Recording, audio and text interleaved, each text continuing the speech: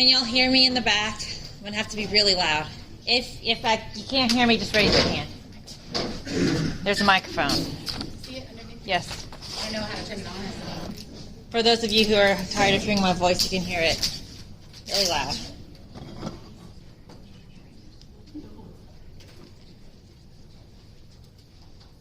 I don't know. Y'all can hear me? Okay, if that changes, let me know. I'm going to pass around the roles. Team 4 is two-sided. Team 1 is, I don't know why I printed like that, but I don't know. How are y'all? It's Monday. Yeah, me too. Another foggy Monday. Wasn't as bad as last It was not as bad. I'm thankful for that. Yes. I could see more than the cameras. They didn't close Causeway to my knowledge, so. It's going to be closed for, my husband works for state police. They have to resurface where the fire was. So it's indefinite. Southbound is open, but just that one area where they had the fire, I don't know when it's going to open. But it'll be a while.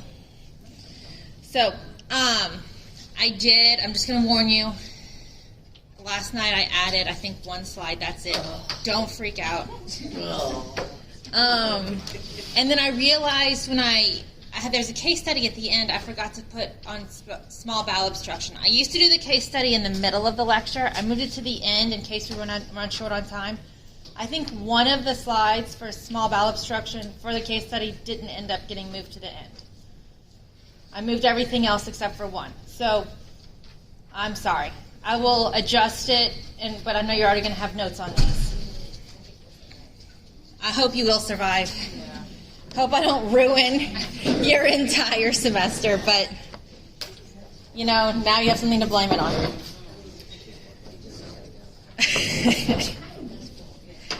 So, we are going to get started with elimination. Take a deep breath. We're going to go over pyloric stenosis, intussusception, small bowel obstruction, which we will do a case study at the end, time permitting. If I don't do it with y'all, then I won't do it with the other teams, and it won't be a big deal. Biliary atresia and hypospadias. Whoa. Nice. Oh, no. Well, that happened.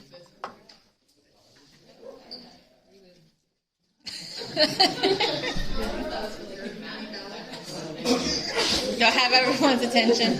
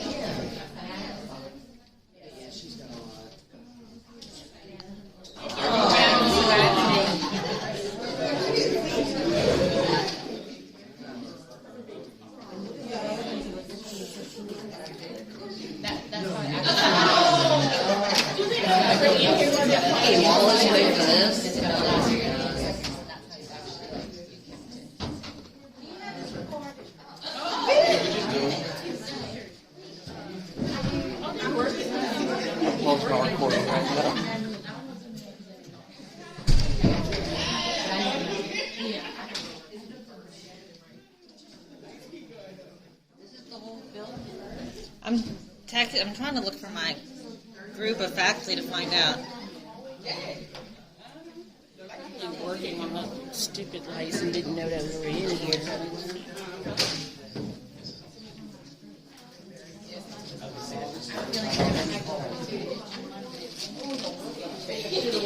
No, it's the whole building. Yeah, it's the whole building. Even in the whole and in the bathroom. I was gonna say, are we moving over to? Miss Shoemake said, "Lord have mercy. We keep losing power." You really hope what? Me too. That would suck. I have no snacks, so I'll have this. Aren't you glad we're on the first floor? You snack.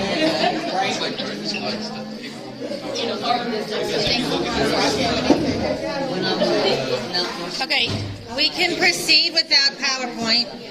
Yes, we can. Yes, we can.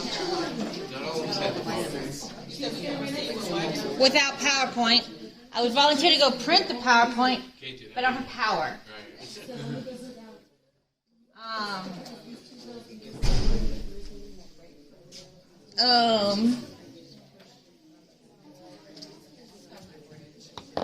mean, you could probably pull up the picture and give anybody else.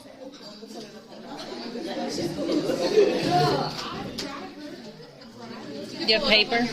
Yeah. You can pull up on your phone with eyes. Me? Oh, well, if you Just the references. Oh, I have it.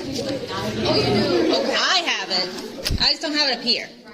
Well, we have it. Everybody has it. Well, most of them. Most people have it. Some people don't. That's their fault. I tried to. I'm gonna go ahead and I'm gonna go ahead and teach. Yeah. We've been dying to see all weekend. I know you've been looking for it. You were very excited to see me a day earlier too. I'm sure. Or no, y'all were supposed to be next week. Y'all were actually supposed to be next week. So a whole week earlier. Okay. So the gastrointestinal system, as if you remember, you ingest food. It starts with your mouth. You ingest food in your mouth. Goes into your esophagus. Goes into your stomach. Goes into your small intestine, which is made up of 3 parts. What are the 3 parts of the small intestine?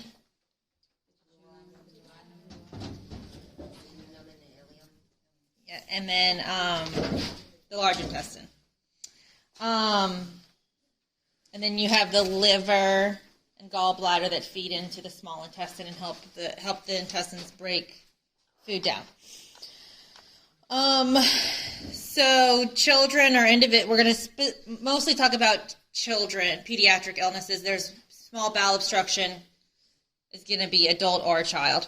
But we ingest and absorb foods and fluids necessary to sustain life and promote growth.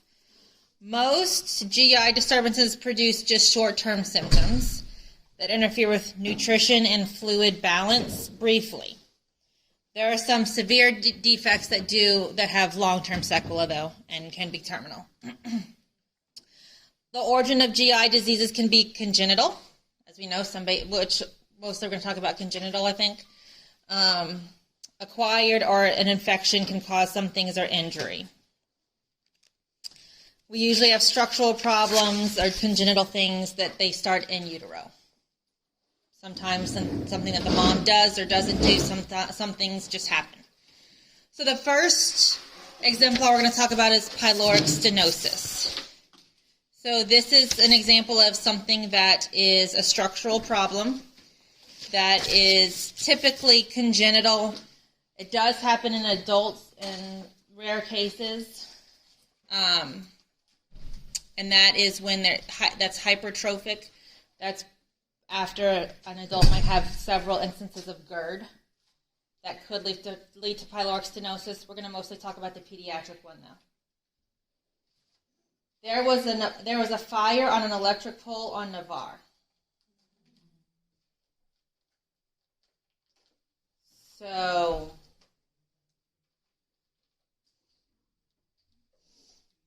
that's what's going on.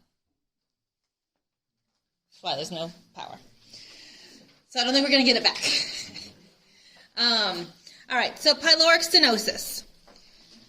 For those of you who have the PowerPoint, you have a picture of a stomach, and then the pyloric muscle is the muscle that leads from the stomach to the small intestine, okay?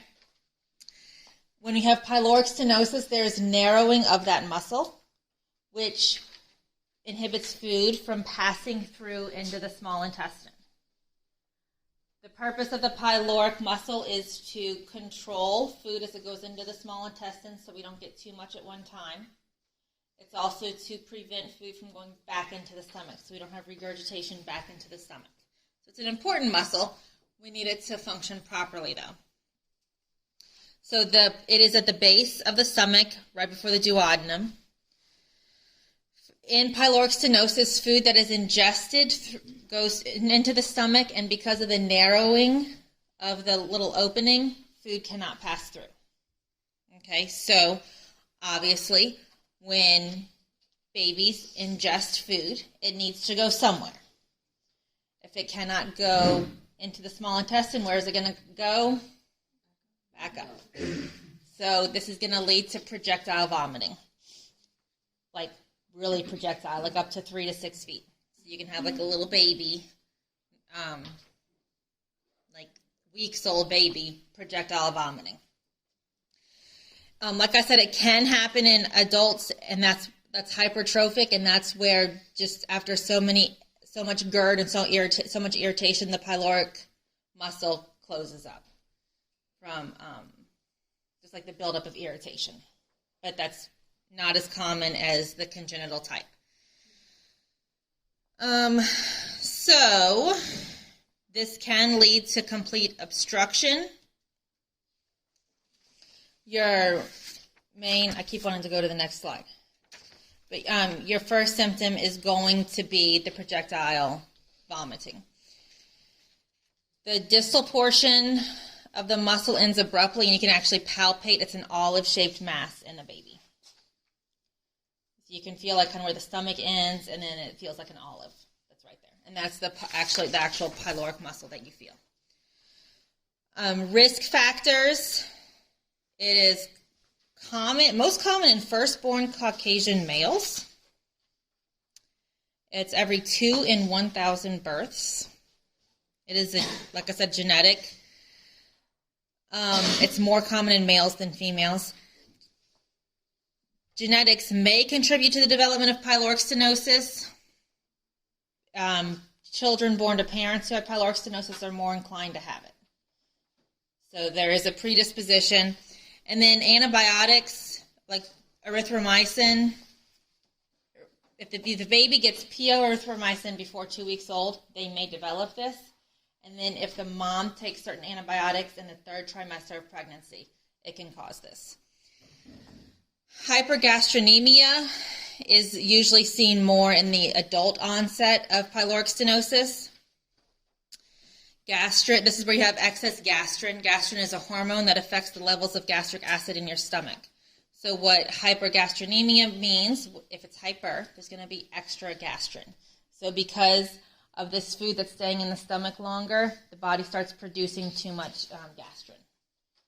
So they end up with excess acid in their stomach. That obviously has to go somewhere too. That's going to go back up into the esophagus and cause GERD. Okay, can't advance. So your clinical manifestations, if you're following along in the slides. Onset is typically 3 to 6 weeks after birth. So if you have, especially a breastfed baby, they're just getting colostrum at the beginning. That can kind of pass through. The milk is not as thick or as fatty, so it's easier to pass through and easier to digest. And babies are maybe digesting more in their stomach at the beginning because the milk is easier to digest at the beginning of birth. But at 3 to 6 weeks is when we start seeing symptoms. The baby will do a normal feeding. They're hungry. They'll eat. They'll be fine. They won't fuss anymore. But then they just vomit their entire feeding. This is non-bilious vomit. Why is it non-bilious? It's not getting into the small intestine, so there's no bile getting into it.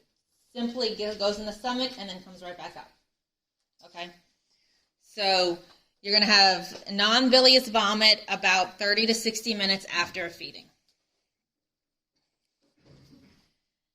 And like I said, as the baby gets older, it becomes more and more projectile. And that's more of basically the stomach muscle is getting stronger. Because what happens is the food can't get past the pyloric muscle. The stomach muscle has peristalsis. It's trying to push it out.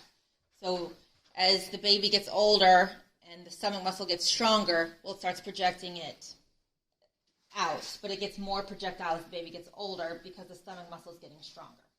Okay.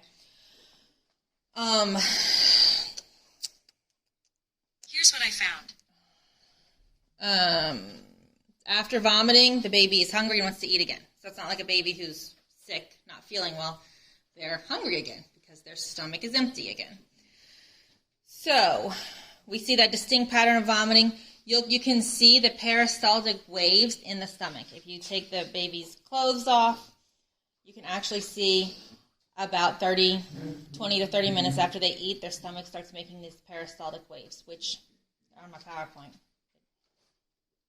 Can't show them to you. But you can actually see on the outside just a wave on the abdominal wall. And then right after that will be the projectile vomit. The parents may report that they're noticing these movements of their baby's abdomen. So, what are we going to see in a patient who cannot ingest anything? They're vomiting everything. What are we expecting to see in a baby? Dehydration. So, they're going to be dehydrated. Their sodium, potassium, chloride, other electrolytes are going to be low because they're not ingesting anything. So with the dehydration, they're going to have low electrolytes. A lot of times with dehydration, it's an inverse ratio, right? You have elevated electrolytes because they're not actually getting anything to make electrolytes. Their electrolytes are low too. But their H&H is going to be elevated, okay? Because they're still making blood cells. Babies, they're going to have, what are their fontanelles going to do? Sunken. They're going to have dry mucous membranes. They're going to cry and not have tears. They're going to be in metabolic alkalosis. Their pH will be greater than 7.45. Their bicarb will be greater than 26. These patients are chronically hungry, obviously. They're irritable because they can't eat. Every time they eat, they just throw up. The baby is obviously going to have failure to thrive, right?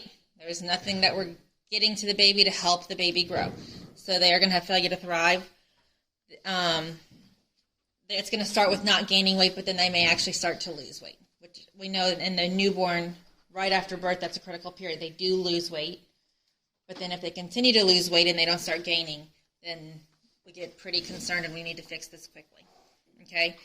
Their stools are going to decrease in size and number because they don't have any food to help them pass any stools. And the baby can become more constipated.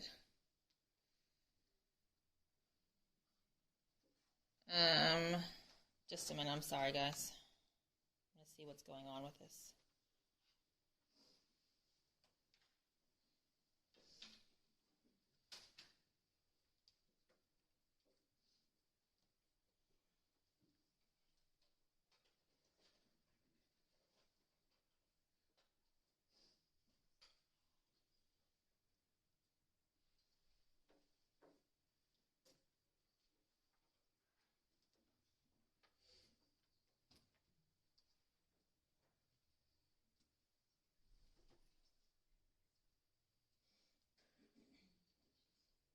They're all talking about it.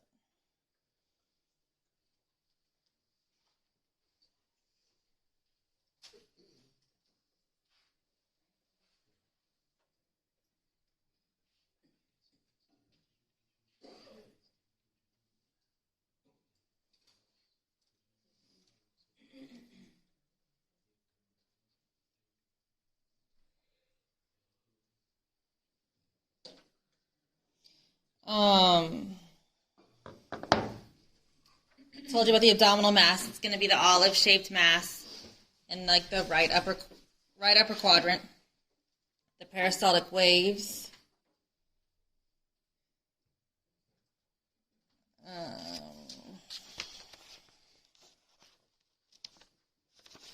And then they're going to have hyperactive bowel sounds. Their body's trying to. They still have peristalsis, so their large intestines, they're still working. They're still trying to get rid of like waste products and things. So they're going to have hyperactive bowel sounds. Our diagnosis is going to be based on history and physical. To confirm diagnosis, they do an abdominal ultrasound, and they measure the diameter and length of the pyloric muscle. They might do an upper GI, but we're not going to usually put a baby through an upper GI. We can just do a little ultrasound, measure the pyloric muscle, see, oh, we need to fix this, and then move on with the treatment. But that is an option. Labs are done to determine the amount of dehydration. We want to diagnose this early and catch any dehydration or fluid and electrolyte balances before they become severe. Okay.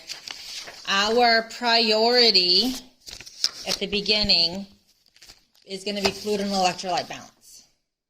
That's going to be our priority nursing diagnosis. We want to get their fluid and electrolytes under control. We don't want a newborn baby to have whacked out of whack electrolytes. Our treatment is going to be surgery. It needs to be performed ASAP after we restore the fluid and electrolyte balance. So we're going to give this baby IV fluids, correct the fluid and electrolyte balance, make sure all of their electrolytes are within normal limits before we put them under anesthesia and attempt to fix this. And they need to be hydrated before they have surgery too. Pyloromyotomy is the surgery that is done. You split the muscles, basically, of the pyloric muscle, and that allows food to pass through the pyloric muscle. It can be done laparoscopically or open. They try to do it laparoscopically. They don't want to open a newborn all the way, but if they need to, then they will. But they do the laparoscope, put the laparoscope in, and then they're able to just split the muscles and to open up the pyloric muscle. There is a good prognosis. Usually, the infant can have fluids within a few hours of surgery. They can start just like with clear liquids, and that can quickly progress to breast milk or formula.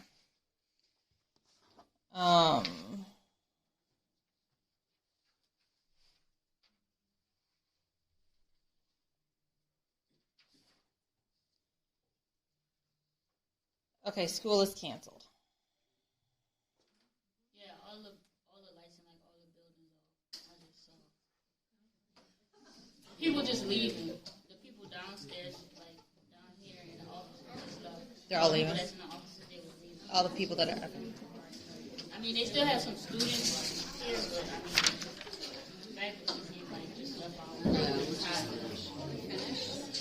We're already here. I will.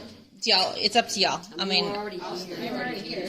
I will continue to teach, and I can answer questions in person, and then I'll post it obviously for the next group. But if any of you want to leave, I'm not forcing you to stay. But if you want to stay, we're here. Okay? You're going to post it for everybody either way? I will. I'm going to tell you this, though. I'm going out on medical leave next Monday.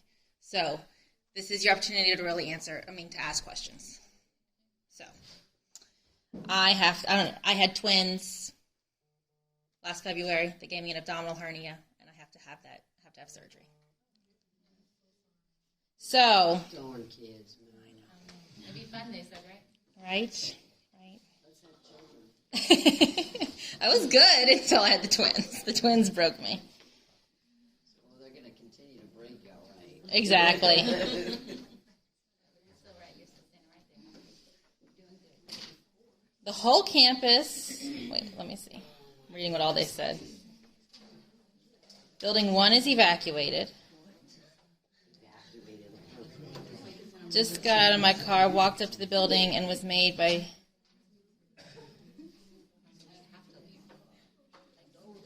Go home, it's canceled.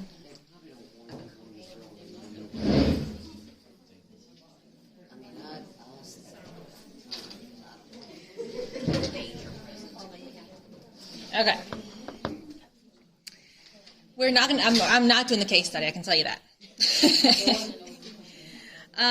So our interventions, like I said, your priority is going to be to balance the fluid and electrolyte imbalance that the patient has.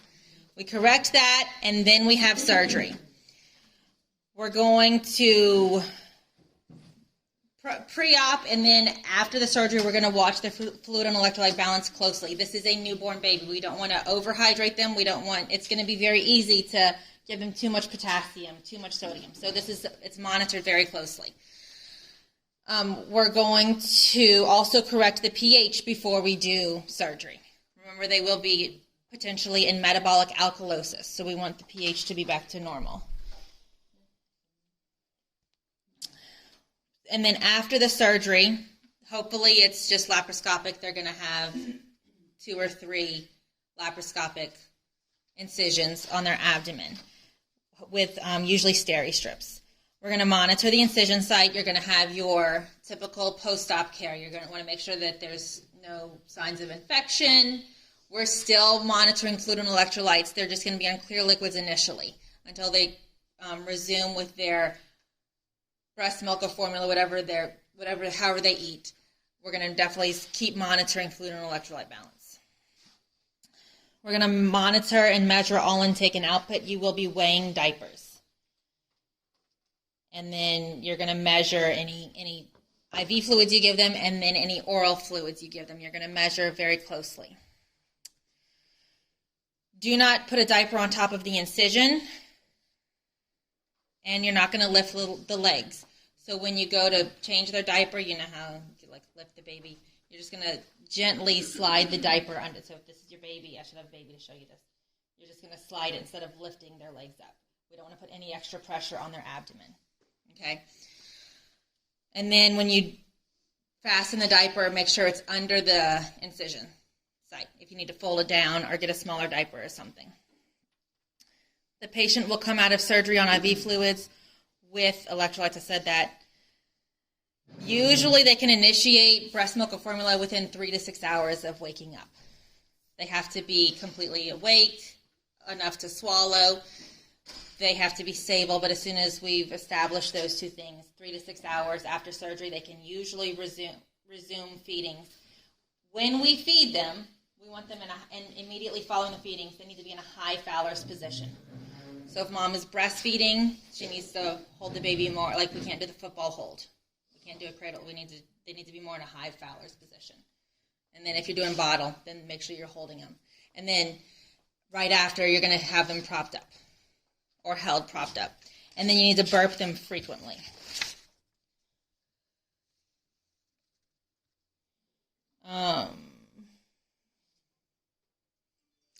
In your concepts book, pages 269 to 271, they discuss the nursing care and nursing process of this patient. Pages 269 to 271.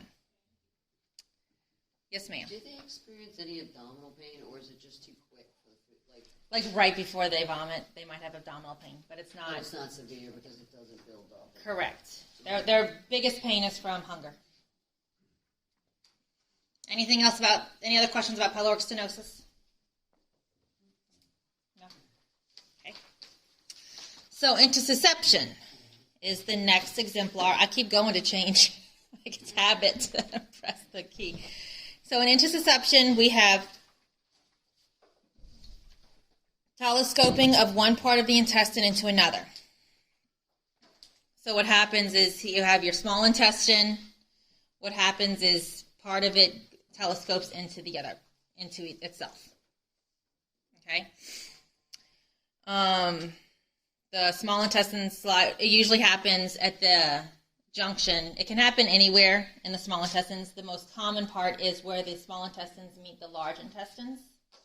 So the small intestines telescope into the large intestine. Okay, so what we have now is, there's a good picture if anyone has your PowerPoint. But the part of the bowel of the small intestine that is telescoped in is not getting blood flow. Okay, so this is an emergency. because obviously if we have part of the intestine that's not getting blood, that's going to cause inflammation and edema. That's going to further decrease blood flow, like oxygenation to the area. That's going to lead to necrosis. Once this small intestine becomes necrotic, it's going to break down, right? That's going to cause a bowel perf. And then we're going to have peritonitis. And now we're kind of shunting blood to this area. So then we're going to have shock. And then from the decreased blood flow in the system, well then as the peritonitis progresses, then that could become septic shock too. So this can quickly become a medical emergency. So we need to catch it and treat it quickly. I'm sorry, they keep sending texts. I just don't want to be like locked in here or anything.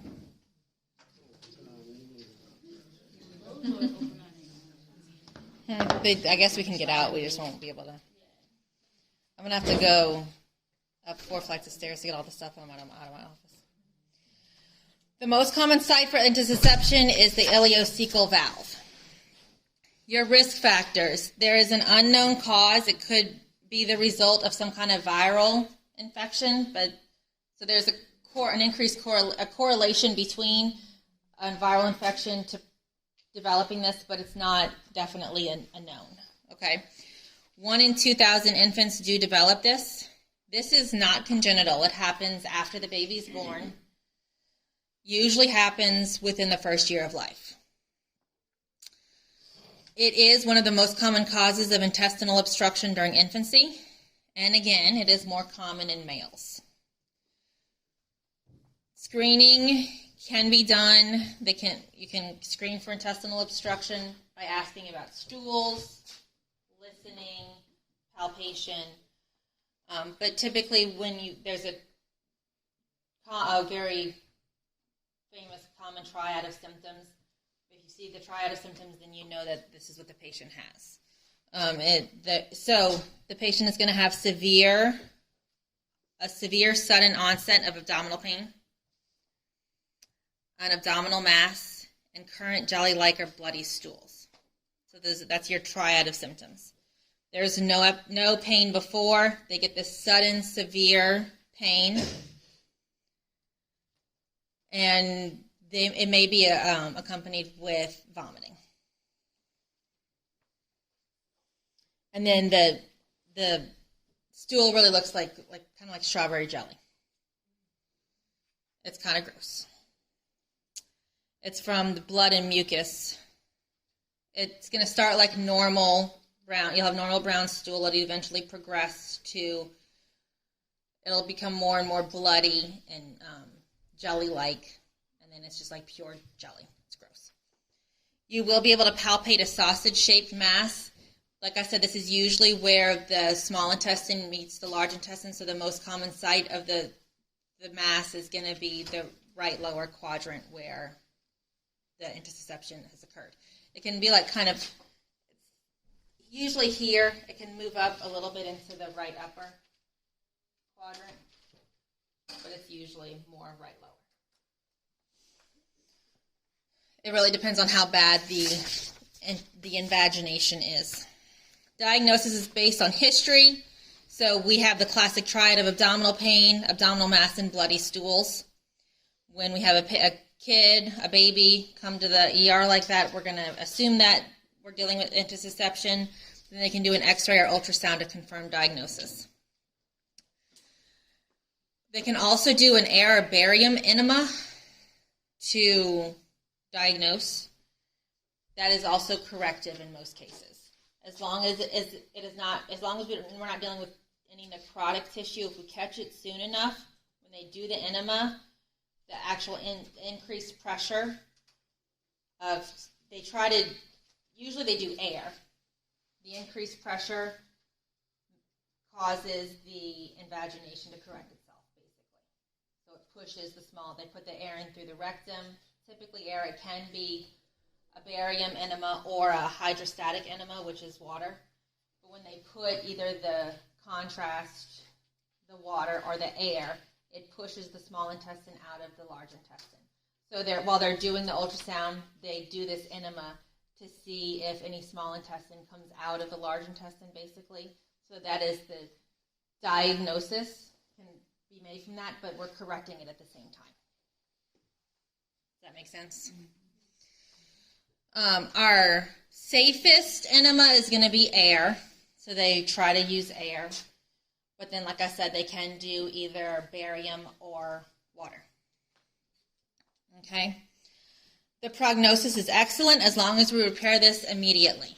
We do not want to wait. We don't want to hold on to this. We don't want to watch this patient. We want to repair it immediately because we do not want to cause the peritonitis and the necrosis and things like that. In some cases, it does spontaneously resolve, but typically whenever a patient comes in with this, they treat it. They don't wait for it to spontaneously resolve. We will know it's resolved when we have a normal passage of normal brown stool. Then we know that it's corrected because there's no more extra blood getting into it. Intussusception can reoccur.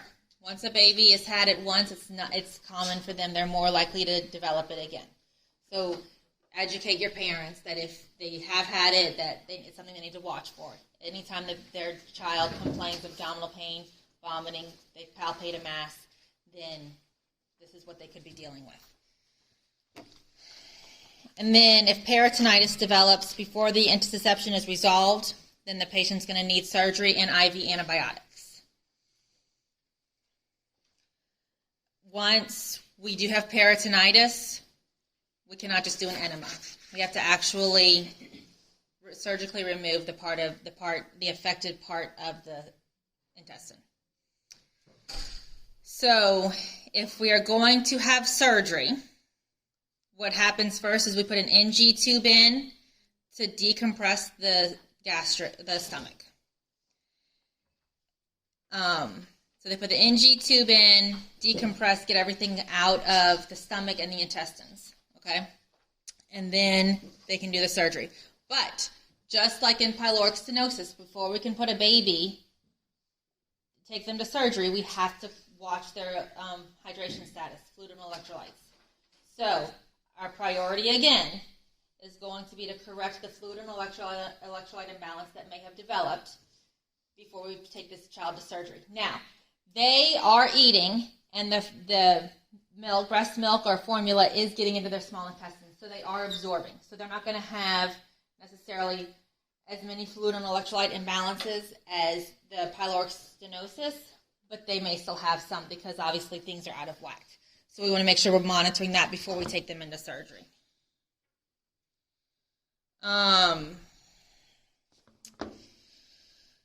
So we have pre-op, the NG tube. We're going to monitor their stools, check their fluid and electrolytes. Post-op, we're going to assess for abdominal distension. Obviously, we're going to monitor their incision site. We want to make sure that it does not become infected. We're going to also monitor for peristalsis in stools. Assess the bowel sounds. Monitor for infection, manage pain. Typically, they come out of surgery. They're on IV fluids. As soon as we hear bowel sounds, we can start feeding them clear liquids, and then that progresses to their breast milk or formula. Okay? Discharge happens once the patient is taking full feedings. And we need to teach the parents about signs of infection. And then, again, like I said, that this could reoccur. So they need to kind of be on the lookout for it.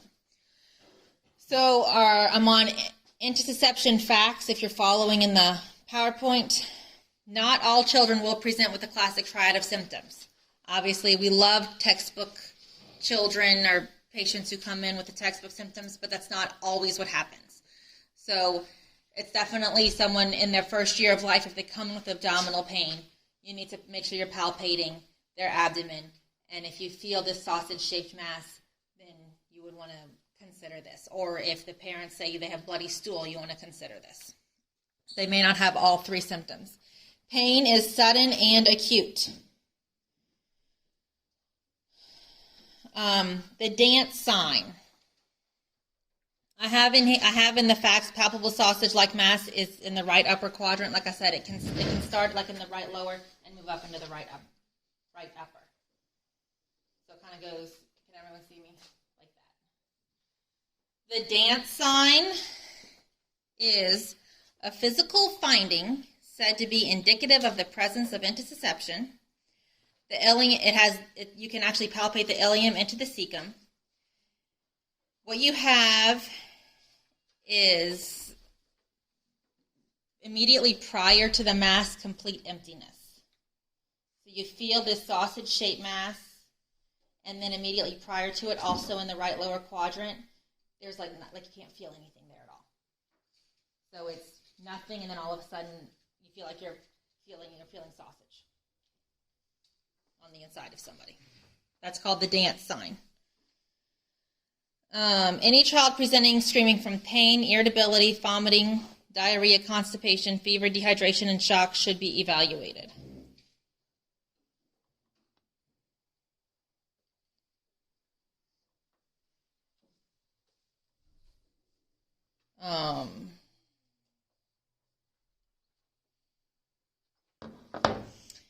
Be aware of any alternate presentations, and this could be life-threatening, like I said. Do y'all have any questions about intussusception? No? Small bowel obstruction is going to be our next exemplar. You can either have a mechanical or a non-mechanical. Mechanical is, there's different types. That's where there's actually something there that is causing the obstruction. It can be adhesions from outside the bowel. Inside the bowel wall, there could be Crohn's disease, or there can be tumors in the lumen of the intestine. So your mechanical causes would be adhesions, something like Crohn's, or something that causes growths inside the intestinal wall, or a tumor, obviously. Non-mechanical could just be a paralytic ileus. So for some reason, peristalsis has stopped. What are some causes of peristalsis stopping? Pain medication, anesthesia, diabetes, patients who are immobile, they're not walking around, they're not drinking, things like that. So if you think of all the things that you treat constipation with or you do to prevent constipation, those can all cause a paralytic ileus. If the lack of those missing, that can cause a paralytic ileus. Okay? And then it could also be a neurological thing. So your manifestations of a mechanical obstruction: mid-abdominal pain and cramping, tenderness and rigidity. So your tenderness is in the mid-abdomen and cramping. The pain is sporadic, if not strangulated. So it can come and go, or it can be constant, basically. There is vomiting. Again, the food that the patient ingests has to go somewhere. So if it cannot go past the small bowel obstruction, then it's going to come back up, right?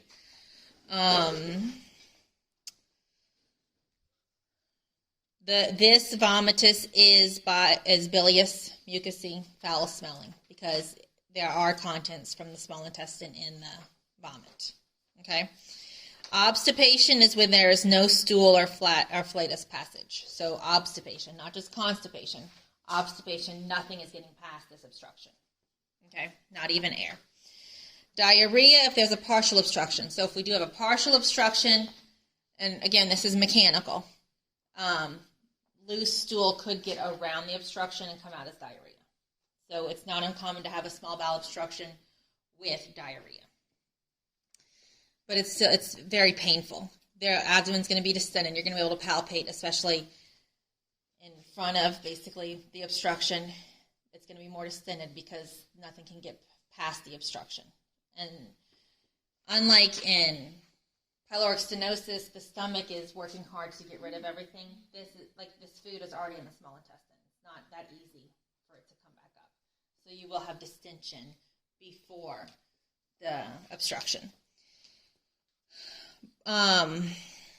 Borborygmia is an early obstruction, and that can lead to, so we may have some symptoms with just like some cramping, some diarrhea. That would be it's hard for me to say that. Borborygma. That's what you hear. And then bowel sound, absent of bowel sounds would be late obstruction. The borborygma is kind of like, it sounds like almost like hunger, stomach growling, things like that, when you listen with your stethoscope. Dr. Ellis left.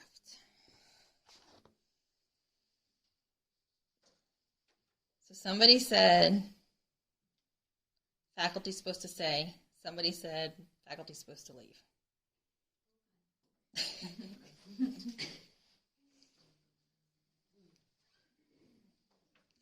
Okay. So, non-mechanical obstruction. So this is, remember, where you have not something there, a paralytic ileus. The pain is going to be constant. It's not going to come and go. In the mechanical, it might come and go. If there is a vascular insufficiency or infection, then the pain is severe and constant. Just like in the mechanical, you're going to have abdominal distension. You're going to have decreased bowel sounds early and then absent bowel sounds later. So in the mechanical, you have the borborygma, which is like the stomach rumbling. That's the early sign. And then you have no bowel sounds. It's the late sign. Here in the paralytic ileus or the non-mechanical obstruction, you're going to have absent bowel sounds early. So that is a difference between the two. And then, but in both, you're going to have absent bowel sounds later. They're going to be vomiting, gastric contents, and bile again. Just like in the, it may not be as odorous, may not be as bilious as with the mechanical obstruction, but that's just because there's a paralytic, there's a reason that the GI system is not working because of a lack of blood flow or lack of peristalsis or something like that. So it's not going to be as odorous. There's not as much stuff in there, if that makes sense. Diagnosis. When we have a patient coming in with any of these symptoms, we can do an x-ray and you can actually see the ileus. So flattened upright abdominal x-rays or CT scan. This patient is going to be immediately placed in PO, and then they typically will have an NG tube placed to suction, lower intermittent suction. We want to decompress the bowel and the stomach. If we use a Salem sump NG tube, then that's going to help keep the stomach mucosa intact. So as a nurse, if you're going to put in an NG tube to a patient with a small bowel obstruction, you want to use a Salem sump. And then put it to low intermittent suction. That's going to help keep the stomach mucosa intact. You're going to assess the NG tube for proper placement, usually Q4 hours, but that is something that's per hospital policy. When you place an NG tube, you're going to, before you put the NG tube in, you're going to make sure you have the order, do your hand hygiene. When you go in the room to do it, you want to auscultate the abdomen. You need to have a baseline of bowel sounds. So you're going to auscultate for bowel sounds. And then you're going to do the measuring, place the NG tube. You will listen for an air bolus and then check for the pH. You can withdraw some of the fluid, make sure that it's acidic, right? So we would have a low pH if we're in the stomach. And before, you can hook an NG tube up to suction before you actually have x-ray placement because you're not putting something in. But if you have to wait for the x-ray placement, the x-ray confirmation, you want to get the x-ray confirmation ASAP though. Okay? But just realize that if you're dealing with someone who's throwing up constantly, you put the NG tube in. It's not like you're giving them food. You're never going to give someone food without x-ray confirmation, right? It is okay if you're dealing with someone who's vomiting. You can pretty much tell you're in the stomach. You can hook them up to suction to stop them from vomiting, start getting that stuff out. You're just going to make sure you're not putting anything in that tube until you have x-ray confirmation. And you still want to get x-ray confirmation ASAP. Okay?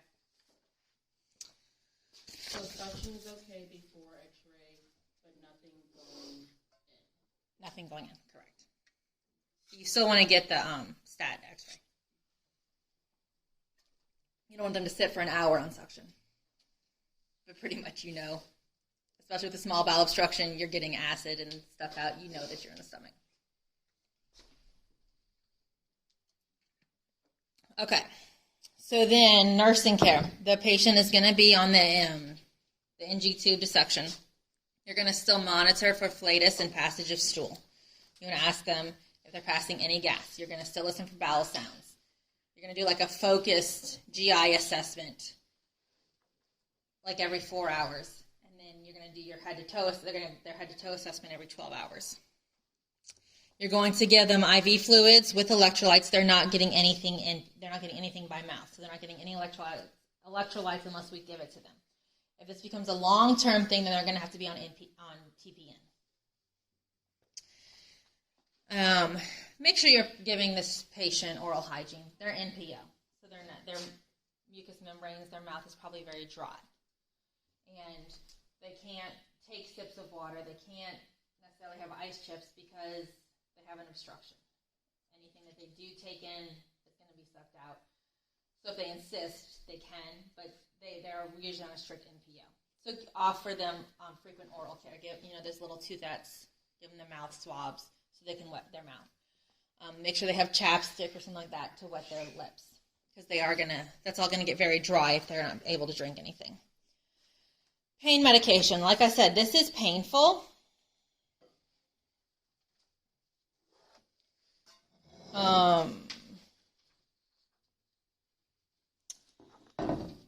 Opioids are used with caution because they are in excruciating pain, but they have an obstruction. So even if it's a mechanical obstruction, what are opioids going to do?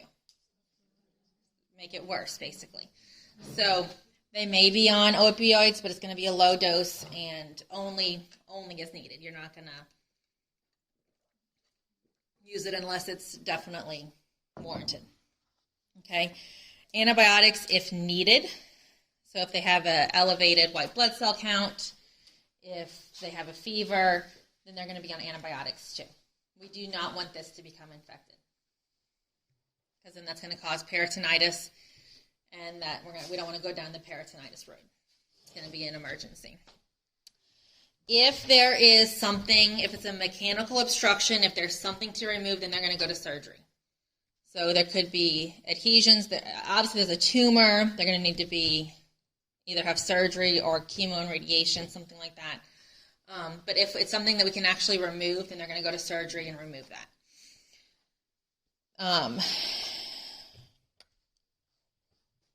They may do an exploratory lap, a lysis of adhesions, or they may try to remove just what's causing the obstruction. They may have to remove part of the colon, depending on how bad it is. Okay? That's obviously going to be up to the surgeon, what they do. We're going to keep the patient in NPO, and they're going to have the NG tube until they have peristalsis.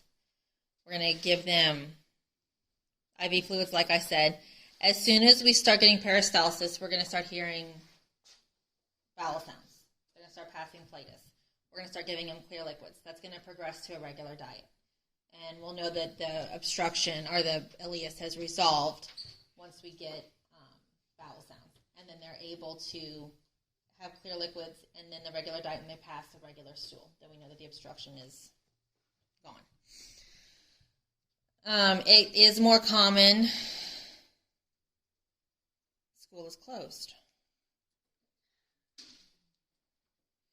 It is more common. Y'all, this is crazy. Dr. Ellis is coming in. The chancellor is telling everyone to go home. I'm almost finished with small bowel obstruction. And I'll let y'all go. Apparently nobody can get into the website. That's one of the... Oh, just hold tight a few more minutes. See, Chancellor says school is closed. Just hold tight a few more minutes. Dr. Ellis should be there. Here? I'm in the building.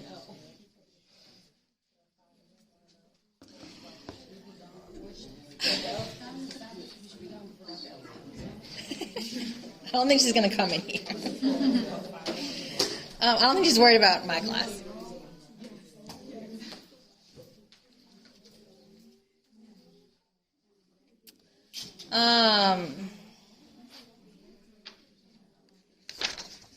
Any questions on small bowel obstruction? That is not in your textbook. I recommend that you kind of try and, I know you'll have a test the day after my surgery. Try and go over that, listen to it, go over the notes, and let me know if you have any questions before, because I go out on Monday. I know that's going to be at the bottom of your list, but small bowel obstruction is not in your textbook for some reason. So I recommend you review that. Do y'all want to keep going? We have 2 more.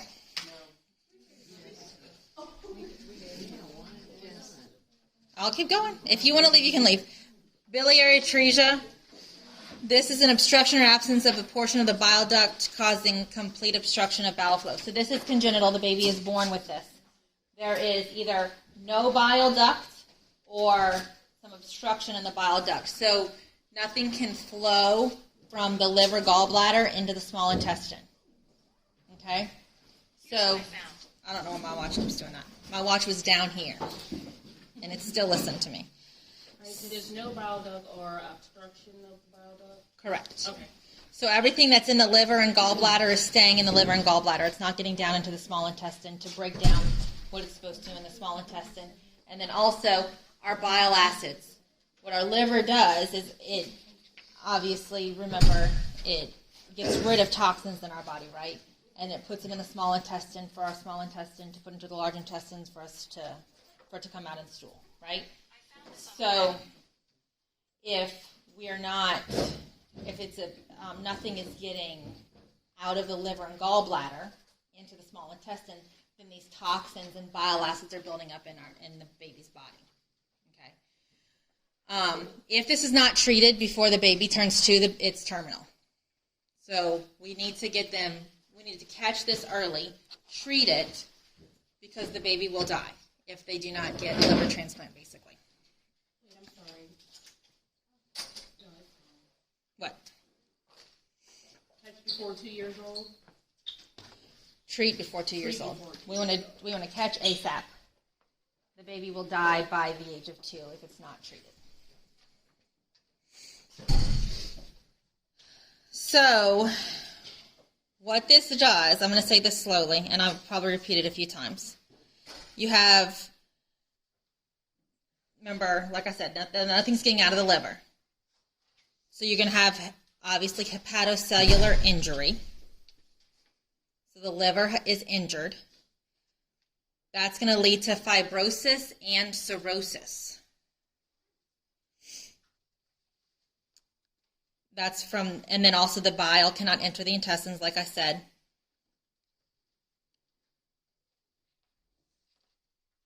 They're going to have nutritional deficiencies because you need bile to help break things down in the small intestines. So they're going to have nutritional deficiencies from not being able to absorb the nutrients. Like I said, their bile salts are going to be elevated because that's the liver's going to keep making bile salts, and they can't get into the small intestine. So it's going to back up into the blood. And then bilirubin. So they're going to be jaundiced. The liver fibrosis, causes constriction of the blood vessels. So because of that, we're going to have a decreased blood supply to the liver cells. So then we're going to start having liver necrosis. And then that is going to lead to portal hypertension. The portal vein is what gets blood to the liver, right? So we're going to have portal hypertension. So we're going to have decreased blood flow to the esophagus, umbilicus, and rectal veins. Do I need to repeat that? Okay. So the absence or hypoplasia of the bile duct is going to lead to hepatocellular injury, fibrosis and cirrhosis, and then failure of the bile to enter the intestines. Because of that, we'll have nutritional deficiencies, increased bile salts, and increased billing. Constriction of the blood vessels is going to decrease blood supply to liver cells. So we're going to have cellular liver necrosis. And then the portal vein, which feeds the liver, we're going to have portal hypertension. That's going to decrease blood flow to esophagus, umbilicus, and rectal veins.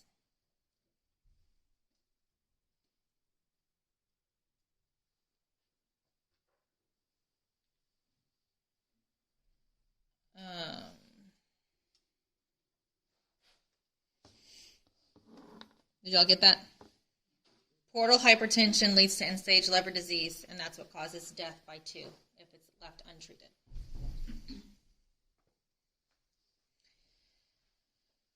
Unlike the others, this is more common in females than in males. It happens in 1 in every 10,000 to 15,000 births. That's a very broad range. This is the major indication of liver transplant in babies. So, initially the newborn is born, has no symptoms. The most common early symptom is jaundice, and that starts at 2 to 3 weeks old.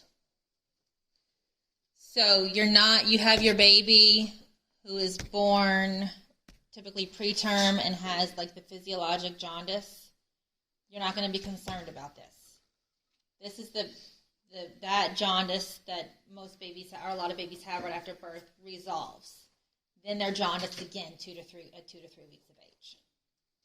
Okay, so then that's when you get concerned. If you have a baby who was not jaundiced at all right after birth, and then all of a sudden at 2 to 3 weeks, then you're concerned about biliary atresia. So that's going to be the most common early symptom, and that's from an increased bili level. So you're gonna anytime you have a patient who's jaundiced, you're gonna check bili. So that's going to be your first out of whack lab, basically. Their stools are going to be pale and putty-like. That's from the absence of bile getting into the stools. They may have steatorrhea because they're not breaking down fat. The fat is just going through their intestines. Hold on, this is Miss Shoemake. Hello? I am.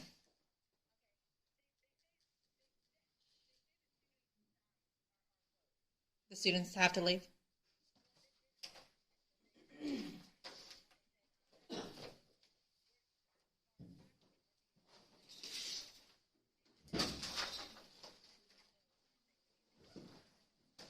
Gotcha. I can finish the lecture? Okay. Okay. I told them that they could stay if they wanted to, but some people left.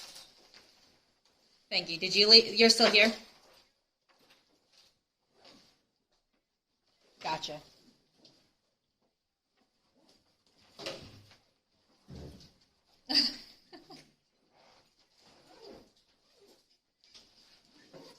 Okay. Gotcha. Of course, like always. Thank you. All right. Bye. Everybody else has left the building except for nurses. Or left the campus. That's what we do, right?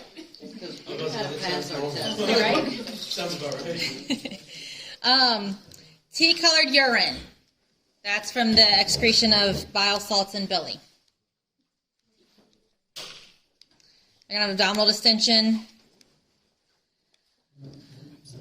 What you need to roll. Hepatomegaly and splenomegaly. They're going to bruise easily because they don't have their clotting factors. A lot of our clotting factors are made in our liver, right? So the liver's not functioning properly. So the clotting factors are going to be affected. the patient will have severe pruritus. So from the bile salts, one of the symptoms of excess elevated bile salts is itching. And I'm going to tell you, with my twin pregnancy, I had increased bile salts. It is so uncomfortable. Like, you itch and you can't. It's crazy. It's pretty miserable. I can't imagine a poor baby not being able to tell you that they're itching. It's a change of pruritus. Failure to thrive and malnutrition. They can't absorb specifically the fat-soluble vitamins. Our fat-soluble vitamins are A, D, E, and K. I would know that if I were you. So it's not going to be uncommon for them to have low vitamins A, D, E, and K. And then failure to thrive because they're not absorbing everything. Early diagnosis is key to survival. They need to, like I said, we need to catch it. They need to have a surgical procedure done within 2 to 3 months of life that I'm about to go into. And then they need a liver transplant by the age of 2 to survive. We have got to establish blood flow. Their labs, they're going to look at all their labs, but they're going to have increased bili, increased alkaline phosphate, and ammonia. They're also going to have a prolonged PTT, and that's because of the vitamin K and the clotting factors. They will do a liver biopsy and exploratory lap just to confirm diagnosis. And then intraoperative cholangiography, that's where they do an x-ray of the bile duct while they're doing surgery. Yes, ma'am. First 2 to 3 months of life, they need to have this first surgery, which I'm about to talk about. And then they need to have a liver transplant by age 2.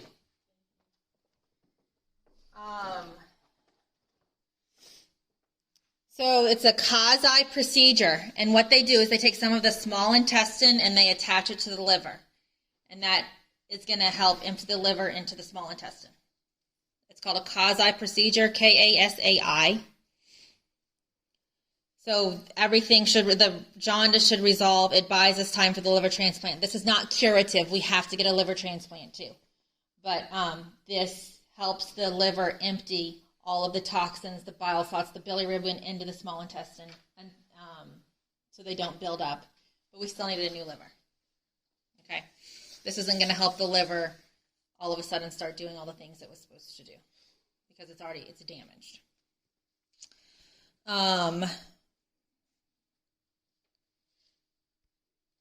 Cholangitis is the most common complication of the quasi procedure. And it must be, anytime the baby has a fever, you need to be concerned about cholangitis. That's going to be inflammation, infection of what they've done, or like the site of where they've attached the small intestine to the liver. They do need aggressive antibiotic therapy anytime they do run a fever because we don't want this to happen. They also get antibiotics prophylactically right after surgery to prevent cholangitis from happening until the site and everything is healed. If they have a liver transplant, or when they have the liver transplant, they're going to be on immunosuppressive drugs for the rest of their lives. And maybe a low-dose steroid.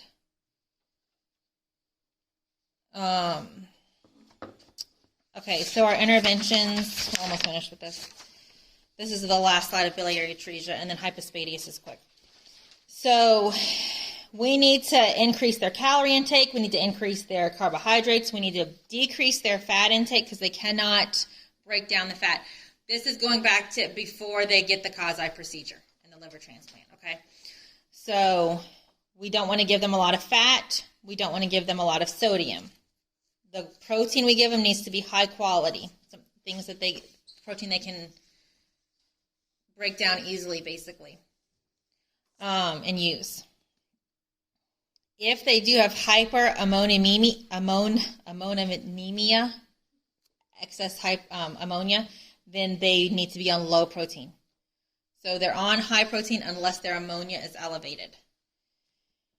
If they do have, the reason we're doing low sodium is because of the ascites that could develop. So formulas that they can have, they need high calorie, high protein formula. That's going to be Portagen. This is on the slide. Nutrimogen and Progestamil. Those are the formulas they can have. If they are going to breastfeed, then they need medium chain triglycerides oil. And that may be added to formula too. So they can breastfeed, but they have to have the oil, the MCT oil. That's on the slide. The patient's going to be on daily weights. Like I said, we need to make sure that they're going to be low on their fat-soluble vitamins. There are water miscible forms of those vitamins, A, D, E, and K. So they're going to be on a supplement of water, basically, that they can break it down like your water-soluble vitamins. Whatever they've done to these vitamins, they're broken down enough that the body can absorb them just with water. So they need to be on that supplement. And then they may also need calcium, phosphate, zinc, iron, and selenium. Because of the itching, they may be on cholestyramine or antihistamines. Like I said, the itching is awful. Uricidol is a medication that can be given to bind with the bile acid, so they may be on that. And that promotes bile flow. That's so if there is a bile duct, it's just obstruction, the uricidol will help a little bit of bile flow through the bile duct. Yep. Zinc, iron, and selenium. No problem. And we're going to give them IM vitamin K so they don't bleed. Anytime they have any kind of procedure. We're not going to give it all the time, but if they're going to have a procedure or if they're bleeding, we're going to give them IM vitamin K. To help with the itching, they can have a tepid sponge bath or oatmeal baths. Help make sure that we keep their fingernails short. You can't really tell a 1-year-old not to scratch themselves, so make sure their fingernails are short so they're not scratching. And then if they do not get treated in time, unfortunately, they may need palliative care. So kind of prepare the family for that and promote comfort and help them through that process. Okay, there is the Children's Liver Foundation. They provide emotional support for people who are going through this treatment, and then they also have a palliative care branch. Do you have any questions about biliary atresia? Yes. Correct.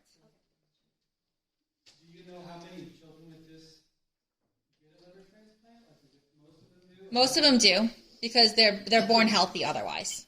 So it's they do get it with it before they turn 2.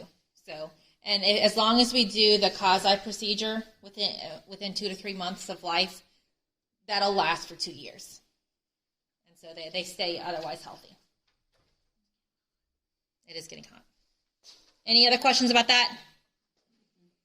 Hypospadias. This is where this is only on boys. It is a congenital anomaly. The baby is born with this, and this has nothing to do with the GI system. The urethral opening is on the underside of the penis.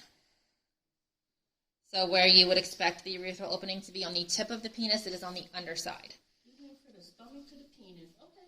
I don't understand. Ever since I've started doing this lecture, I've never understood why we have hypospadias in this one. I know. It is common. It happens in 1 out of every 300 boys. The opening can be even on the scrotum. It can be anywhere along the penile shaft to the scrotum. Okay, the baby he pees like normal. It works normally, but it's just not in the right place. They can do corrective surgery to put the meatus on the tip of the penis, which is the treatment of choice.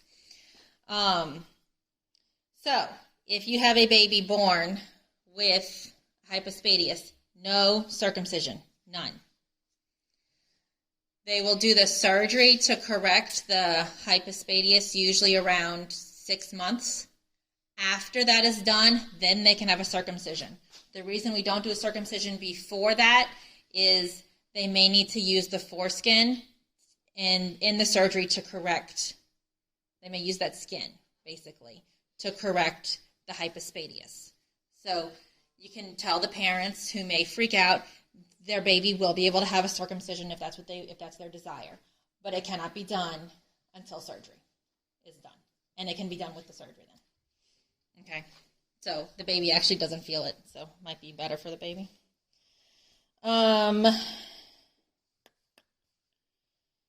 We do want the surgery done in the first year of life. This is diagnosed at birth when the doctor's doing their head-to-toe assessment when the baby's born. One of the things that they look for is where the opening, the urethral meatus, is on the baby boy.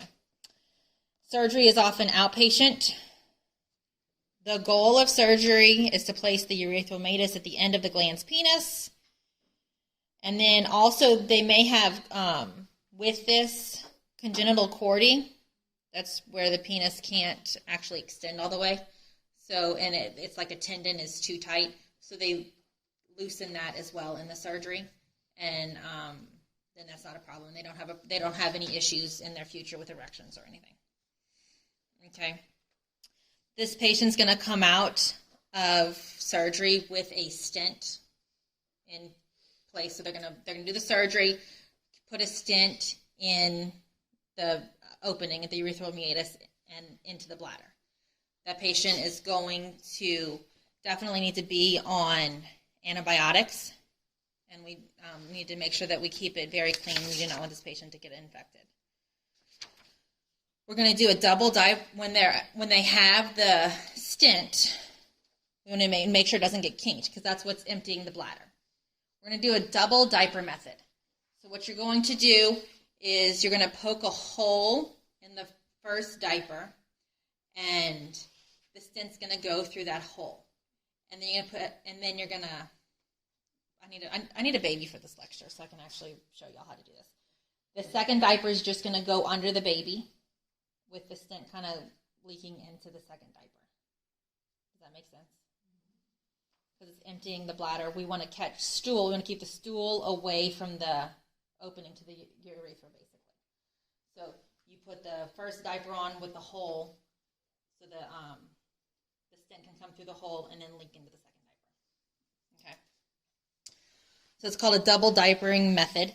There is a handout on home care for this patient on Canvas. Pretty sure I put it on there. We're going to protect the surgical site, make sure that the stent maintains patency, and like I said, we want to make sure that they're on antibiotics so they're not getting infections, a UTI. And they're also going to be on anticholinergics for bladder spasms. The baby can have oxybutynin chloride, also known as ditropan. Their analgesics are just going to be acetaminophen and ibuprofen. While they're in the hospital, we're going to definitely increase oral fluid intake and monitor their I's and O's. If there is no output for 1 hour, the MD has to be notified. That's a problem because this is a stent in the bladder, so it should constantly be emptying. So if there's no output for an hour, then there's something wrong. Okay. Teach about signs and symptoms of infection. Those are going to be hematuria, burning, which the baby can't really tell you that it hurts when he pees, and fever. Alrighty, that is all I have. I mean, the next slide is a question, but the one after that is the answer with the rationale. And just X out all of the case study slides. All right. Did everyone sign the roll? Thank y'all for staying. I know it's going to be a lot with your test. If you come up with any questions, let me know. Thanks.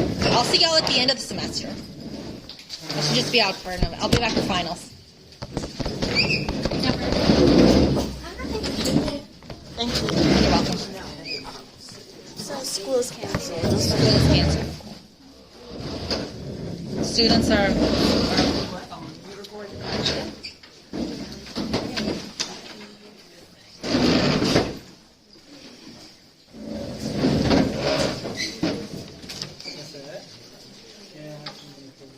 You're up.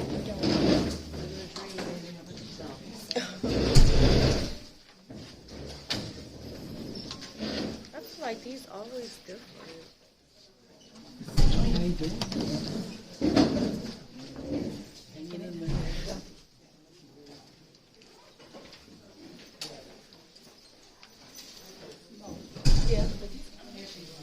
Thank y'all for staying. Oh, we just got an email from Delgado. The City Park campus is closed.